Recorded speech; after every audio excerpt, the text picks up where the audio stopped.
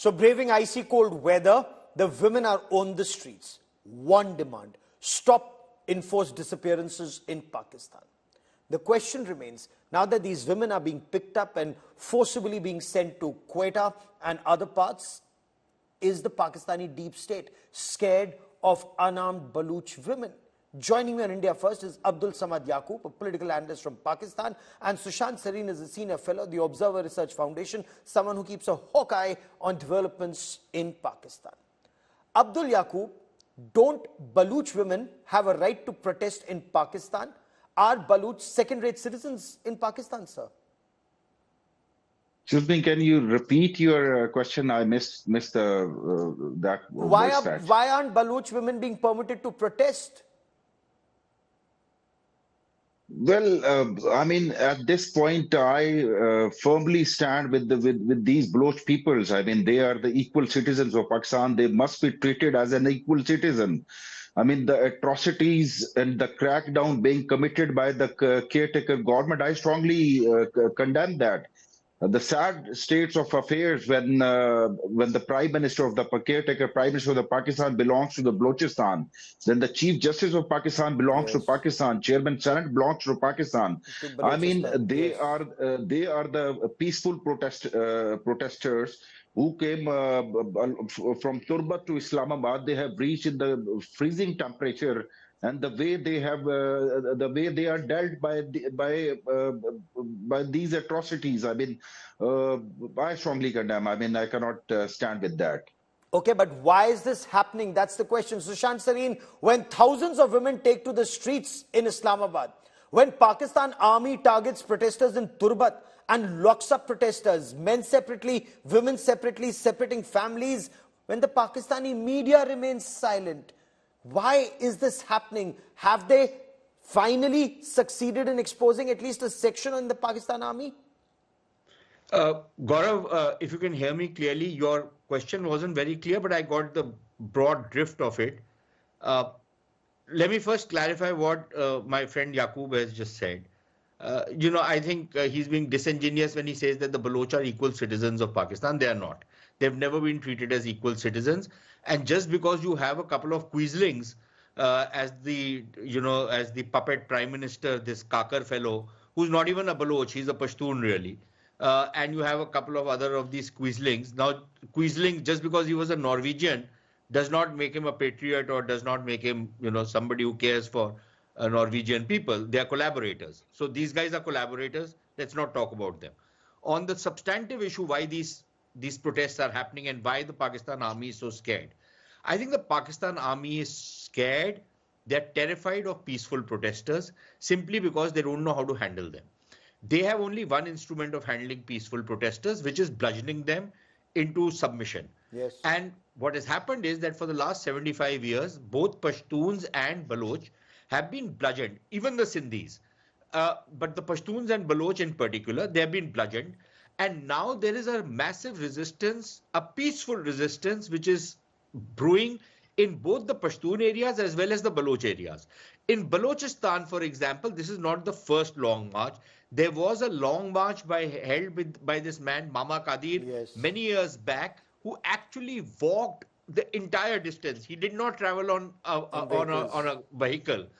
And everybody ignored it. The so-called independent Pakistani media, which writes in Washington Post and all over the place and prance about and talk about the Indian media and all of that. Not a peep out of those guys. The Pakistan mainstream media can't even carry these things anymore. No. Right? Even if they carry it, it'll be really watered down. So there is no blanket coverage given to them.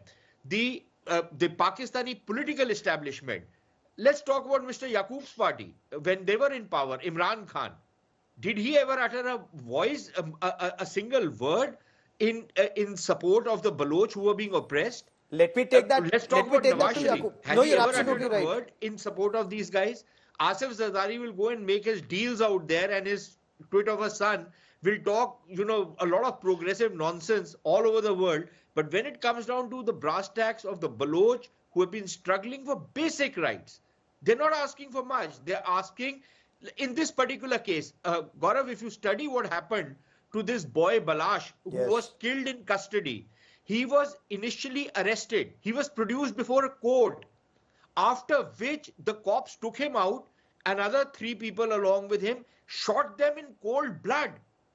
And then they said the standard excuse that we were taking them. You know, the cops in Pakistan always take people who are suspects, they take them to a particular place for identification, always late in the night, never during the daylight. Then they say that somebody attacked and in the crossfire, these 4 people died. This guy was in custody of the cops. Okay, the entire judicial system is quiet. The entire media is quiet. And let's talk about the thekedars of human rights sitting in the United States who keep talking about, you know, a lot of things all over the world. When it comes to this kind of massacres in Balochistan, silence. I'll come to these thekedars of human rights. I'll come to these thekedars of human rights in just a moment. But I want to understand the factual position, because Abdul Samad Yaqub, there have been instances, the Baloch themselves have been talking about it, men arrested by the army, taken up in helicopters and thrown out of helicopters alive, boiled in coal tar where roads were being made, shot dead at point blank range on a video phone. Should these cases not be investigated in a transparent manner? And Namalum Afrad, when they take away the Baloches, and where they take away and where do their bodies just reappear after 1 week, should all of this not be investigated, sir? Well, any extrajudicial killing must be investigated, and it should not be repeated, or it should not happen at all. But the fact of the matter is, the way we as a state deal with these Baloch people are, there are 2 types of Baloch. There are a BLF, a terrorist organization, the followers of the active members of the BLA, Baloch Liberation Army. If they take the guns against the state, they must be dealt with the iron fist. I mean, this is clear. No matter. Sushant Sareen, iron fist for Pakistan is take an unarmed Baloch on a military helicopter several hundred feet and throw him out of that helicopter alive. There was no such incident which took place. Sir, it is a well-recorded incident by human rights organizations in Pakistan. Of course, buried, you wouldn't read it. Sushant Sareen.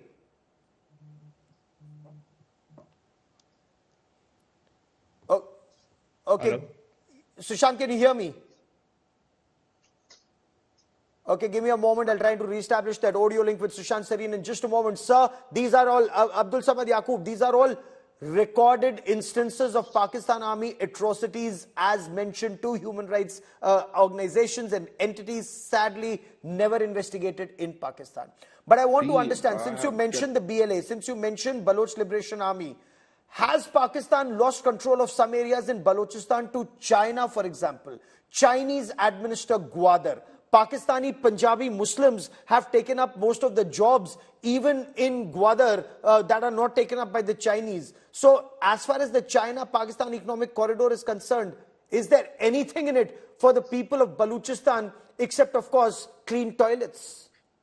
Well, first of all, let me correct you that there is no single area which is administered by Chinese or any other external power. I mean, this is very clear. Gwadar is administered by the local government.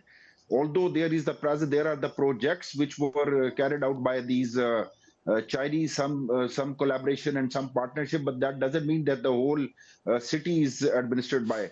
And secondly, I strongly object when you in your introduction were calling this Marang Bloch as a freedom seeker or as a freedom. I mean, I won't call her a freedom fighter. I mean, she's a citizen, peaceful citizen of Pakistan. But you just are consider her.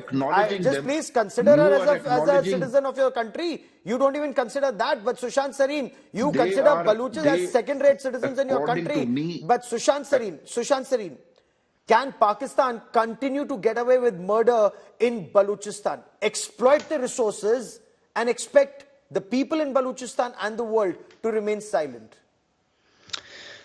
Gaurav, you know, Balochistan is undergoing its 5th insurgency. And according to my calculation, this insurgency, this latest insurgency started in 2001. It's been 22 years. It's ongoing. There are ebbs and flows, but it hasn't ended. their alienation of the Baloch citizenry in Balochistan is total. They're completely alienated from Pakistan for reasons of survival. They might kowtow to these guys, but otherwise, psychologically, they've completely broken away from Pakistan. Now, what is happening is something even more dangerous as far as Pakistan is concerned. There is a common compact being made between the Baloch freedom fighters and the Taliban insurgents. Very clearly, we can see that nexus developing. There are some joint operations also, which we believe have been carried out in the recent years between these two guys. The Taliban have not molested the Baloch who are settled in Afghanistan. They have not molested them. So there is that nexus which is developing very clearly. At the political level also, you have the Pashtun Tahaffuz movement, yes, and you have these Baloch guys. They are coming together and making a common front. How successful they will be, how many more of them will be butchered by the Pakistan army is another question. But I think the resistance is there, and most importantly, you know, Balochistan is a very, very conservative area, very orthodox people, also very secular in their own way. And yet in this very conservative society, when women start leading a protest, Gaurav, when women are spearheading protests, when they are coming out on the streets for the protection of their fathers, brothers, sons, husbands, you have a very dangerous situation in your country. Unfortunately for Pakistan, the generals are such dumb guys, as Asma Jahangir called them, these duffer generals. They simply do not have the political instinct to reach out to these people, to try and satisfy them, to try and take care of, you know, the basic demands which they have of basic human rights. They're not ready to do it. So, and the politicians are so compromised that they are not ready to do it. Let me get Abdul Samad Yaqub to respond. No-go situation. You know, we'll talk about the duffer generals in just a moment. But the fact that, one, women are leading these protests. Two, you have the Baloch, the Pashtuns, and if I may by extension, the Taliban coming together. This, Abdul Samad Yaqub, perhaps is Pakistan's worst nightmare. Trouble in Balochistan, trouble in Khyber Pakhtunkhwa. Well, when you talk about the Baloch liberation or the Baloch freedom fighters, I mean, there is another Balochistan. I mean, some part of areas exist in the Iran. When Jandula carried out terrorist attacks against the Iran, I mean, you condemn them. You yourself have even Sushant Sharif have a double standards about the same cause. When it comes to the Pakistan, when it comes to the Pakistani Baloch, they support them. But when it comes to the Irani Baloch, they condemn them. I mean, you should have at least the same standard for the Jandula and the same standard for the BLF. But for the moment, I want to restrict myself to the problems within Pakistan, sir. I want to understand from you, how do you read the Baloch fighters, if you don't want to call them freedom fighters, they call themselves the freedom fighters, the Baloch gunmen, if you prefer, the Baloch gunmen and the Taliban gunmen coming together? I mean, see, we have a challenges. I mean, there are growing concerns and we have a challenges. We have, there are, even in the past, there are some kind of alliance between the Sipa Saba and TTP and some other organization. Militants have a tendency to make alliance against their common target. I mean, this is the fact. I mean, even in Kashmir, you are facing the same things. I mean, multiple terrorist organizations get alliance and target the Indians' targets, so territory. So same are the challenges we are facing in Balochistan. I mean, there is a growing presence of TTP. We are fighting not only against the TTP, but the insurgents. We have a counter-insurgency strategy. I mean, and we are doing very well. I mean, so you may consider you're doing very well, but the difference between India and Pakistan is, in India, it's Pakistan state-sponsored radical Islamist terror. Lashkar-e-Taiba is Pakistani, Jaish-e-Mohammed is Pakistani, Hizbul Mujahideen terrorists are living in Pakistan-occupied Jammu and Kashmir. As far as the Baloch people are concerned, they are in their own country fighting for their freedom. As far as the Taliban and the Pashtuns are concerned, they say Pakistan is illegally occupying Peshawar, Sushant Sareen. There is a huge difference that Pakistan refuses to see. No, Yeah, no, we and have there the is no same, comparison. we have same acquisition. I Mr. mean, Yaqub is we flew for, lamenting about the we flew Taliban. for. One by I one. have always Yaqub, opposed the let Taliban. Sushant I have Sarin never respond. I'll come to supported you, any sir. Islamic militant group. It is Mr. Yaqub and others of his ilk who always held them up as freedom fighters and liberators. His party leader, Imran Khan, said they've broken the shackles of slavery. Yes. I didn't say that. Now, the fact that they have turned their guns on the Pakistanis, the Pakistani Punjabi is, screaming blue murder. When initially it was the Pakistani Punjabi who actually, gave wind to these guys. As far as Jandullah is concerned, I have never supported Jandullah. I have never defended them. But Iran has a problem. Iran has a problem because it's a Shiite supremacist state, and these are primarily Sunni Muslims, tribesmen, yes. and there is a certain amount of oppression which is taking place. Iran can very easily address it, but again, like Pakistan has its generals, Iran has its mullahs, so they don't address it. As far as Jandullah is concerned, Jandullah had very close links with the Pakistan ISI. They were working together at one point of time. So what is Mr. Yaqub giving this cock and bull story to all That of is us? precisely And the point. comparing it to Kashmir, let me and get comparing Yaqub. it to Kashmir, Gaurav, is a complete travesty. Yes. But there is no comparison because Kashmir is entirely a state-sponsored terrorist gangs who are operating in Kashmir. This is not, it's not the case with the Baloch freedom fighters. They are fighting on their own. They have no state support. They don't have support from anybody. And in any case, forget about them. Let's talk about the peaceful protesters. What are you doing with the peaceful protesters? You don't even give them the right to protest peacefully. They're And not then even you say permitted to that, come up to you are a Press Club of democracy. Islamabad. But that's the point, Exactly. Yaqub. Your Well, leader, your Prime Minister Imran Khan ordered freeing of multiple Tehreek-e-Taliban Pakistan terrorists and that they be brought to Pakistan when they were in Afghan jails. Yes or no? Now they are killing Yes. you. So Yes, we did. Yes, we did. Yes, we did. So, how can you blame anybody else when the problem lies within your country, sir? Tehreek-e-Taliban Pakistan, your people. Taliban, you kept them in your country for 20 years. Today they are saying what you're doing is wrong when you remove Afghans from Peshawar, from Khyber Pakhtunkhwa, because that's not Pakistan. That is extended Afghanistan. They are on their own territories. See, when it comes to the TTP, they are Pakistani citizens, same as the Baloch terrorists, which we call them a terrorist or you call them insurgents. The 70 Baloch, including one of their leading character, leading Sardar, who surrendered in front of the state, and we have accepted him. It happened yesterday. I mean, we have accepted 70 Baloch who were fighting against the Pakistan army. They are now back to. They have accepted the constitution of Pakistan, and they are now merged in the. They have accepted the mainstream of the Pakistan. So same is the case with the TTP. Anybody who surrender in front of Pakistan and who accept the constitution of Pakistan and the Sir, you live in Cuckoo land. Very clearly, Pakistan army and government lives in Cuckoo land. They may surrender today. Tomorrow they will kill you once again. You know that, and yet, this is happening in your country. Now, You know that better. But I experience want to how to understand deal from with Sushant Sarin. I want to understand from Sushant Sarin.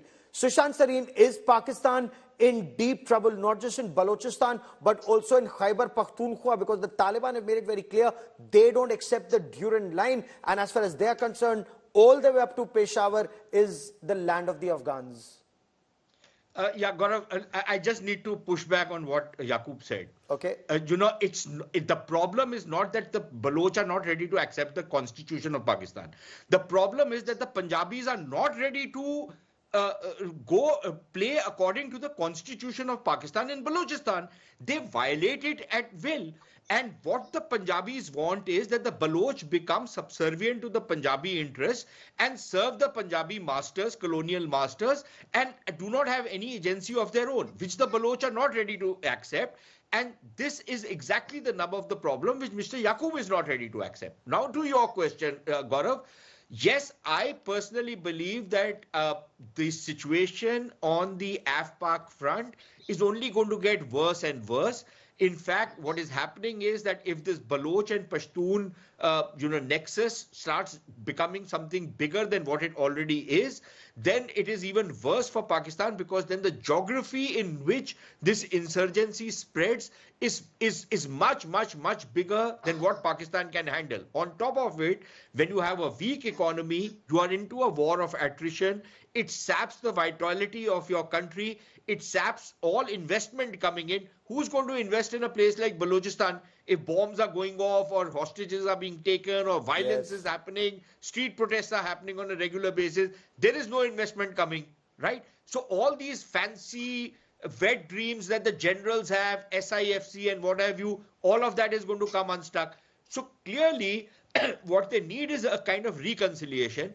But what they are going is doubling down on the failed policies of the last 75 years, in which they think that all that you need to do is bludgeon anybody who raises his voice, anybody who demands rights in Pakistan. You beat the hell out of the guy, and everything will be hunky-dory for people like Mr. Yaqub and others like him, except that who it form the won't 1% of Pakistan. It won't be in the next couple of months and years. Is that a ground reality now in Pakistan? Trouble at the AFPAC border. Afghanistan doesn't accept the Durand line. They say that Pashtun movement will pick up pace, as will the Baloch freedom struggle, and your army cannot handle trouble on these two huge fronts, sir. Well, we can, if you're talking, I mean, if we remain limited to this Bloch issue, I mean, would Sushant deny that these Bloch terrorists were being treated, medically treated in Delhi and in the hospital of India? Immaterial, sir. You're not answering my question. My question is trouble for Pakistan army on multiple fronts. In Khyber Pakhtunkhwa, in Balochistan, in Sindh, the rising demand for Sindhu Desh. I'm trying to understand from you your internal troubles. There is no such demand, and as far as terrorism is concerned, yes, Pakistan army is facing serious challenges against the TTP. TTP got strengthened since Taliban took the power in Kabul. Yes, we are facing the challenges. I mean, I'm not in the state of denial. I mean, but Imran Khan clearly was when he said breaking away shackles of slavery of 20 years. I mean, how can you mix this? If some nation, I mean, that is entirely in other contexts. I mean, Taliban in Afghanistan are not a terrorist. We never call them terrorists. I mean, they were fighting against the external, the occupier, the intruder, invader. Now they're fighting against you, they sir. They consider you.